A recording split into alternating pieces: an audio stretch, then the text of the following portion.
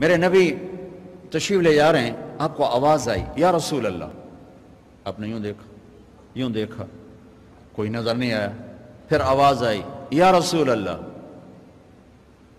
دیکھا تو ایک ہرنی گلے میں رسی چارپائی سے بندھی ہوئی، وہ آپ کو پکار رہی تھی۔ آپ قریب آئے، کیا ہے؟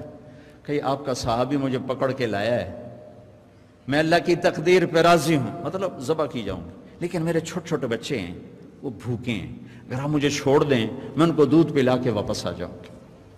تو آپ نے فرمایا اگر تو واپس نہ آئی تو پھر؟ کہ اگر میں واپس نہ آئی تو اللہ مجھے جہنم میں ڈال دے جیسے انسانوں کو ڈالے گا۔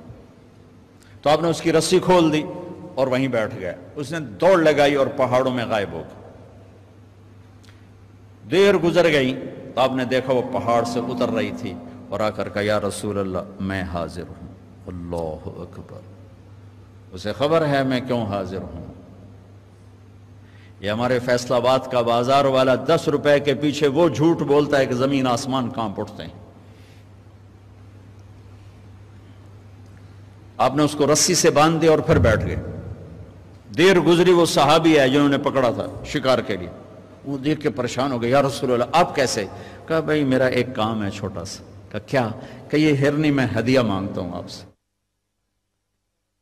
انہوں نے کہا یا رسول اللہ ہم تو جان قربان کرنے کے پیچھے پھر رہے ہیں، آپ ہرنی کہتے ہیں؟ کہ بس یہ دے دو، کہ لے لو۔ تو آپ نے اس کی رسی گردن سے نکالی، کہ الحق بأہلک، جا اپنے بچوں کے پاس چلی جا، سچ نجات دیتا ہے، جھوٹ ہلاک کرتا ہے۔ میرے بچوں ایک ہرنی جتنی سچائی سیکھ لو، اپنی زندگی سے جھوٹ نکالو اگر اللہ کو پسند آنا چاہتے ہو۔ نہ تہجد پڑھو، نہ اشراق پڑھو، نہ اوابین پڑھو، فرض نماز کا تو معافی کوئی نہیں، اس کی تو معافی کوئی نہیں، سچ بولو۔ فرض روزے کی معافی کوئی نہیں، مت رکھو تم نفلی روزے، مت کرو تم نفلی حج۔ فرض حج ہے کرو، فرض زکوٰۃ ہے ادا کرو، فرض نماز ہے نہیں چھوڑ سکتے۔ سچ نہ چھوڑو، سچائی نہ چھوڑو۔ جو قوم جھوٹ اور بددیانت کا شکار ہوتی ہے انہیں دنیا کی کوئی طاقت عزت نہیں دے سکتی، چاہے وہ تہجد گزار ہوں اور چاہے وہ دہری ہوں۔ اور جو قوم سچ اور امانت پہ کھڑی ہو جاتی ہے انہیں کوئی شے ذلیل نہیں کر سکتی، چاہے وہ ایمان والے ہوں اور چاہے وہ 360 پتھروں کے پجاری ہوں۔ اپنی زندگی سے جھوٹ نکال دو اللہ کے واسطے۔ لمبی چوڑی بندگی ہے، میں نے فرض کے لیے تو میرے پاس کوئی چوائس کوئی نہیں کہ چلو اے کر لو تو اے نہ کرو۔ فرض تو فرض ہے، اس سے تو میں نکل نہیں سکتا، نہ آپ نکل سکتے ہیں۔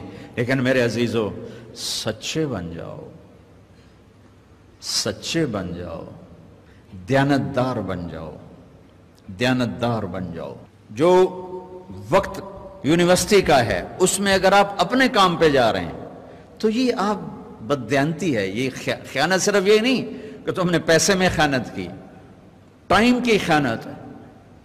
یونیورسٹی کے ٹائم میں پروفیسر صاحب اخبار پڑھ رہا ہے، یہ خیانت ہے اس وقت کے ساتھ جس کی گورنمنٹ اس کو تنخواہ دے رہی۔ یونیورسٹی کے ٹائم میں وہ حاضریاں لگا کے اور اپنے کام کو جا رہا ہے، یہ خیانت ہے اس ٹائم کے ساتھ جس کی وہ تنخواہ لے رہا ہے۔ اس کو سرکاری گاڑی ملی ہے، اس کے بچوں کو اسکول چھوڑنے جا رہی ہے، یہ خیانت ہے۔ بددیانتی اللہ کی نظروں سے گراتی ہے جیسے پتھر اوپر سے نیچے آ کر گرتا ہے، اور دیانت آدمی کو لے جاتی ہے 7 آسمان عرشوں تک پہنچا دیتی ہے دیانتداری۔ جو ٹائم یونیورسٹی کا مقرر ہے اس سے اگر آپ گھنٹہ لیٹ آ رہے ہو آپ نے 1 گھنٹے کی خیانت کی ہے۔ خیانت صرف پیسے جوڑ مارنے کو نہیں کہتے۔ آپ نے بچوں کو پڑھانا ہے، نہیں پڑھایا، تم نے پڑھنا ہے، تم آئے پڑھنے کے لیے، یہاں تم کسی اور کام میں لگے ہو، تم نے ماں باپ سے بھی خیانت کی، اللہ سے بھی خیانت کی، اس یونیورسٹی کے ساتھ خیانت کی۔ پروفیسر صاحب یونیورسٹی کے ٹائم میں کسی اور کام میں لگا ہوا ہے، یہ خیانت ہے۔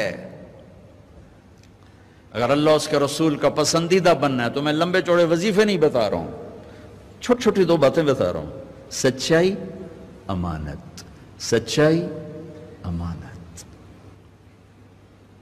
ہمارے ایک بزرگ تھے، وہ ٹیلی فون کے جی ایم ہو کے ریٹائر ہوئے تھے، وہ تبلیغ کے بھی امیر تھے۔ جب وہ دفتر میں آتے تھے تو تبلیغ کا ایک بول نہیں بولتے تھے کہ بھائی یہ تنخواہ میں ٹیلی فون کی خدمت کی لیتا ہوں، یہاں کوئی تبلیغ کی بات نہیں ہوگی۔ اور جب وہ دفتر سے نکل جاتے کہتے ہیں ہن میرا ٹائم اپنا ہے، ہن کوئی ٹیلی فون کی بات نہیں ہوگی، اب صرف تبلیغ کی بات ہوگی۔